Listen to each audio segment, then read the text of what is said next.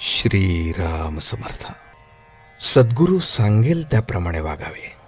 शुद्ध भावना म्हणजे मोबदला न घेण्याची किंवा फलाशा सोडण्याची इच्छा. भक्ती ही अशी निरपेक्ष असावी. देवालय बांधली, देवांचे पूजन अर्चन केले म्हणजे भक्ती निरपेक्ष केली असे नव्हे.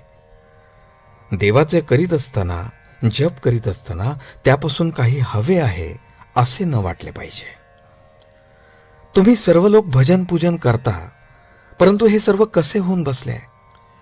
जसे भांडे कुठे ठेवावे, पळीतामन कुठे ठेवावे वगैरे जे शास्त्रात लिहिलेले असते ते सर्व माणूस तोंडाने म्हणत असतो आणि करत असतो, कारण त्यामुळे त्याला कृती करणे सोपे जाते.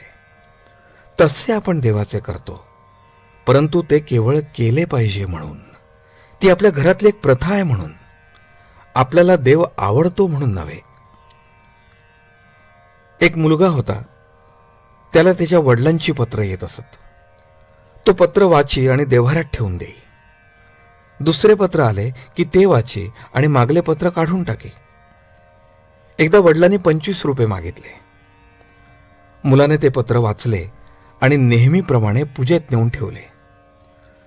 नंतर काही दिवसांनी वडिलांकडून एक गृहस्थ आला आणि म्हणाला, तुला तुझ्या वडिलांचे पत्र मिळाले का? त्यावर तो म्हणाला, हो. अरे मग पैसे का नाही पाठवलेस वडिलांना? त्या गृहस्थाने विचारले. त्यावर तो म्हणाला, तेवढेच राहिले बघा. तसे आपले होते. आपण कृती करतो, पूज्य भाव वगैरे ठेवतो, परंतु सद्गुरूने सांगितलेले तेवढे करत नाही. त्यामुळेच आपली सत्कर्मे ही आपला अहंकार कमी व्हायला कारणीभूत न होता उलट अहमपणा वाढवायलाच मदत करतात. म्हणून सद्गुरूने सांगितलेले साधनच आपण प्रामाणिकपणे संशयरहित होऊन करावे. त्याकरता व्यवहार सोडण्याची जरुरी नाही. आपण व्यवहाराला सोडू नये, पण व्यवहारात गुंतू नये. युद्धात सारथ्याच्या हाती सर्व काही असते. तो लगाम हाती घेऊन जागृतपणे उभा असतो आणि योग्य वाटेल तिथे रथ नेऊन उभा करतो. युद्धकर्त्याचे काम फक्त बाण अचूक दिशेला किंवा व्यक्तीवर सोडणे. त्याप्रमाणे आपले सर्व जीवन एकदा सद्गुरूच्या ताब्यात दिल्यावर तो सांगेल त्याप्रमाणे वागणे हेच आपले कर्तव्य ठरते. ज्याने जगाची आस टाकली त्याचे तेज पडणारच हे लक्षात ठेवावे.